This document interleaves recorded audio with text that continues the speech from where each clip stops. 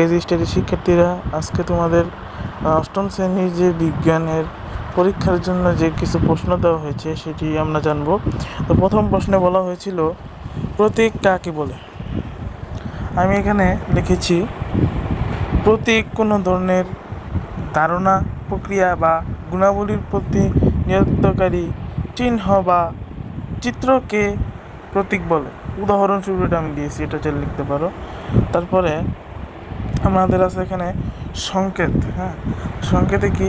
সংকেত হলো এমন একটি মাধ্যম যার মাধ্যমে তথ্য বা বার্তা প্রেরণ করা হয়। এগুলো পরে নেবে এবং লিখে নিবে। ওকে, এটা হচ্ছে উদাহরণস্বরূপ।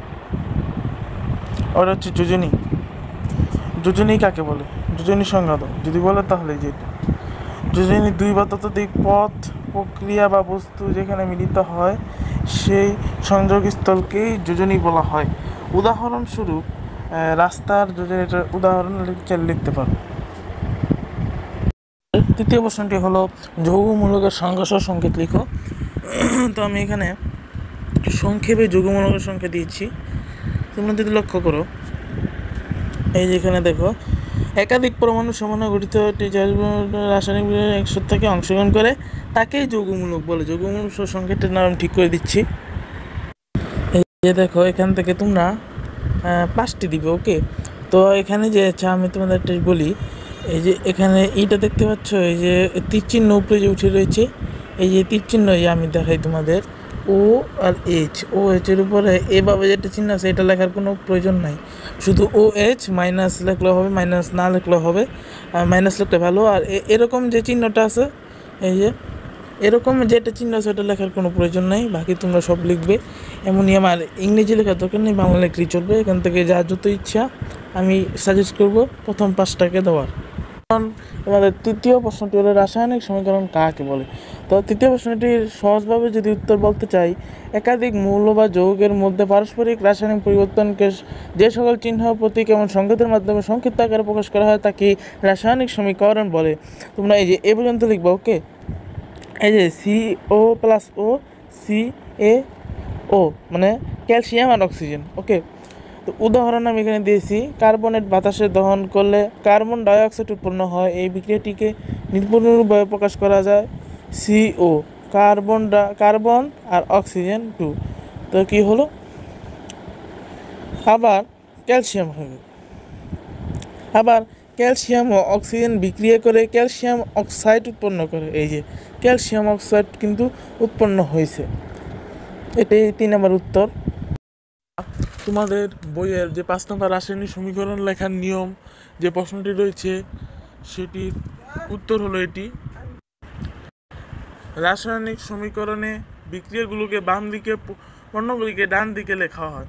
পণ্যগুলো বলতে আমরা এখানে যদি ধরি, একটা হলো প্রক্রিয়াকারী উৎপন্ন দ্রব্য, আর একটা হচ্ছে উৎপন্নকারী, মানে যেটা উৎপন্ন হয়ে আসবে, এটা হচ্ছে উৎপন্নকারী দ্রব্য। আরটা হচ্ছে উৎপন্ন করবে, সেটাকে বলা হয়েছে ডান দিকে লেখা হবে। এটা ডান দিকে লেখা হয়েছে। বাম দিকে তার চিহ্ন থাকবে, এই যে এই চিহ্ন না দিলে কিন্তু ঝামেলা হতে পারে। সমান দিলে অনেক কিছু বিস্তারিত বর্ণনা দিতে হবে, যা প্রক্রিয়া দিক নির্ধারণ করে। উদাহরণস্বরূপ পানি হবে, H2O বাষ্পে পরিণত হওয়া রাসায়নিক সমীকরণ হলো H2O। এখানে এল দেওয়া আছে, জি তৈরি করতে হবে। ওকে,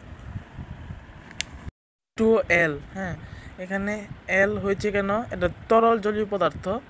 আর ওখানে জি হয়েছিল কারণ এটা H2OG, এটা বাষ্পীয় পদার্থ। ওকে, এটা নিয়ে চিন্তা করার দরকার নেই, তোমরা খাতায় লিখে দিবে। শিক্ষক জিজ্ঞেস করলে বুঝবা এটা তরল থেকে জলীয় বাষ্প থেকে তরলে পরিণত হয়েছে। তোমাদের 6 নম্বর যে প্রশ্নটি রয়েছে, সেটা হচ্ছে বিভিন্ন রকমের যৌগের সংকেত লিখো। তা আমি এখানে 1 2 3 দিয়ে দিয়েছি অলরেডি। 1 নম্বর জল বা পানি, H2O। এটা পানি লিখবা তোমরা, আমার ভুলে টাইপিস্ট ভুল করেছে। অ্যামোনিয়া NH+ হবে, +3 ammonia. Carbon dioxide CO2, ammonia dioxide N2O, N2O না N2O, nitrous oxide. হাইড্রোকিল ammonia NH4+OH। এইভাবে তোমরা সব, আমি এখানে 20টির মতো দিয়েছি। তোমাদের যতটি লিখতে বলবে তোমরা সে পর্যন্ত লিখবে, অথবা তোমাদের যে শ্রেণী শিক্ষক রয়েছেন বা যে ক্লাস টিচার রয়েছেন সে যে অনুযায়ী লিখতে বলবে তোমরা সেটুকুই লিখবা। আমি সাজেস্ট করব প্রথম যে 10টি রয়েছে বা 9, 10, 11, 12 এইগুলো লিখতে পারো। 12 নাম্বারটা হেভি ইম্পর্টেন্ট, সোডিয়াম ক্লোরাইড, এটা লিখলে ভালো হয়। তোমরা এই যে 6-এর পরিবর্তে 12 লিখতে পারো, এটা তোমাদের ইচ্ছে, তবে এটাও ভালো, সমস্যা নেই, এখান থেকে তোমরা লিখবে। ওকে, তো শেষ প্রশ্নটি হচ্ছে অ্যাসিড কি, অ্যাসিডের 3টি বৈশিষ্ট্য লিখো। আমি এখানে অ্যাসিড কি এখানে লিখেছি। অ্যাসিড হলো এমন এক ধরনের রাসায়নিক যৌগের সাথে রাসায়নিক প্রক্রিয়ার অধিক হাইড্রোজেনের আয়ন উপস্থিত করে। এটাকে আমি ভালোভাবে লিখবো। আগে তোমরা 3টি বৈশিষ্ট্য লিখে এই অ্যাসিড কাকে বলে এটা আমি ভালোভাবে দিচ্ছি। আরও স্বাদ, অধিকাংশ এসে স্বাদ হিসেবে তীব্র এবং তীক্ষ্ণ হয়। এই 3টা তোমরা লিখবে, আর আমি অ্যাসিড কি এটা তোমাদের ভালোভাবে লিখে দিচ্ছি।